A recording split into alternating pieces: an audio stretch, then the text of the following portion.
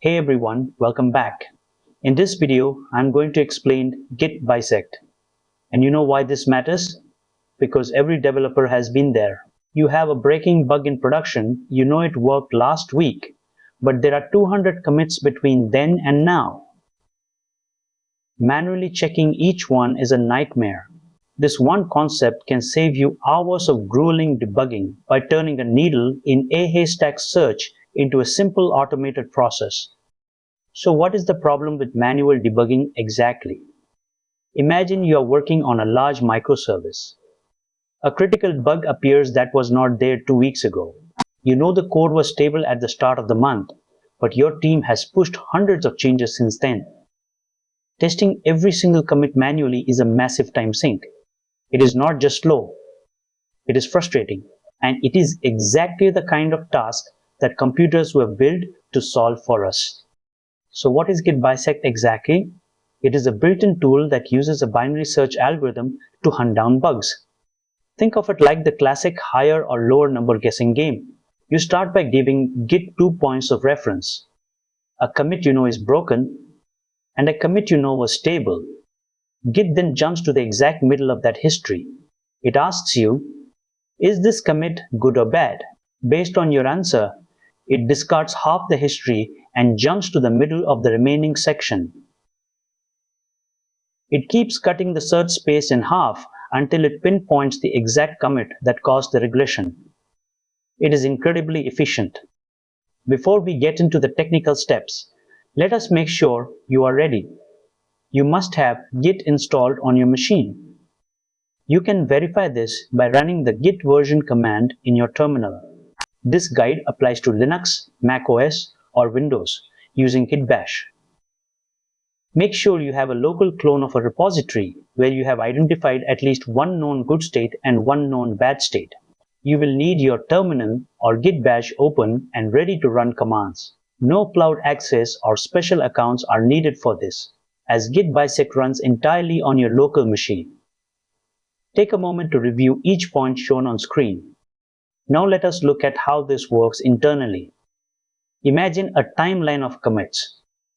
You define the start as a good commit and the end as a bad commit. Git calculates the midpoint, which is commit X in this flow, and checks it out. You then test your application. If it fails, Git knows the bug exists between A and X, so it narrows the search. If it passes, it knows the bug must be between X and Z. It repeats this logic until only one commit remains. To get started, run the git bisect start command. This initializes the session. Then you mark your current state as bad using git bisect bad. This tells Git that the bug exists at your current head commit. Finally, you mark an older known stable point as good. In this example, we use a version tag. Once you run these commands, Git will automatically check out the middle commit and you will be ready to test. After you run those commands, Git will display how many revisions are left to test. In this output, you can see there are 50 revisions remaining, and Git estimates it will take roughly 6 steps to find the culprit. It also shows you the commit hash it has just checked out. Now you simply run your tests on this version of the code. If your tests pass, run git bisect good. If they fail, run git bisect bad. Now, why would you do this manually if you have a test suite? You can automate the entire thing. By using git bisect run followed by your test command like npm test, Git will handle the testing for you. For every commit in the search, Git will run your script. If the script exits with a 0 status, it counts as good.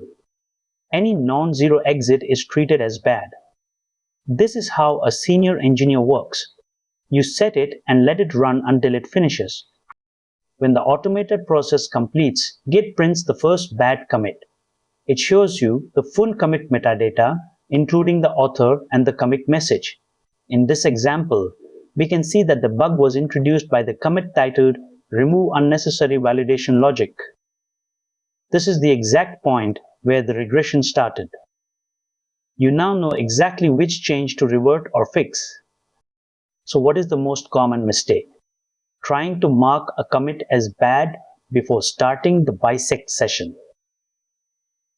If you run git bisect bad without running git bisect start first, Git will throw an error telling you that you need to start the process. The root cause is simply a missing initialization step. To fix this, always start with the start command and ensure you are in the correct branch before you begin. Let me give you a real-world scenario. An online retailer serving 500,000 daily users once faced an intermittent payment gateway error. The team knew the feature was stable 2 weeks ago, but they had integrated 300 commits since then. By using Git Bisect Run combined with a custom integration test, the team identified the faulty commit in under 10 minutes. They reverted the change, saving the company an estimated $20,000 in lost transactions during that day's flash sale. That is the power of this tool.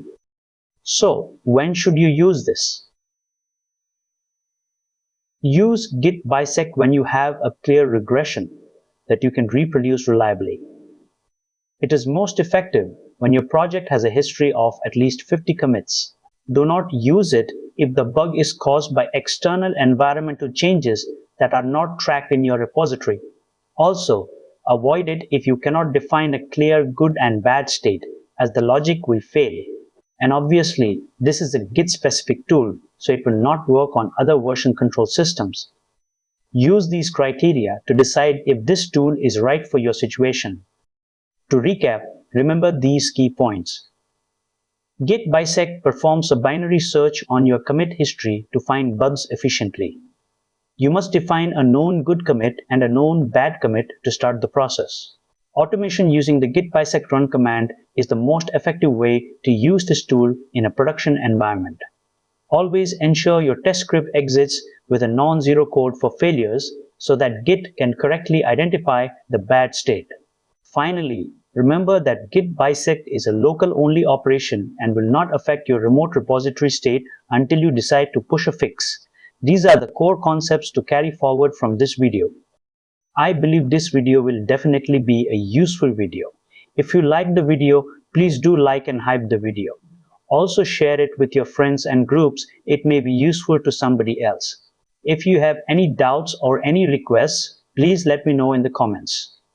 Make sure you have subscribed to stay updated for our regular videos.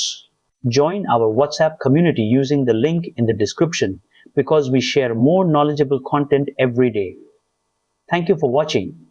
See you soon in the next video.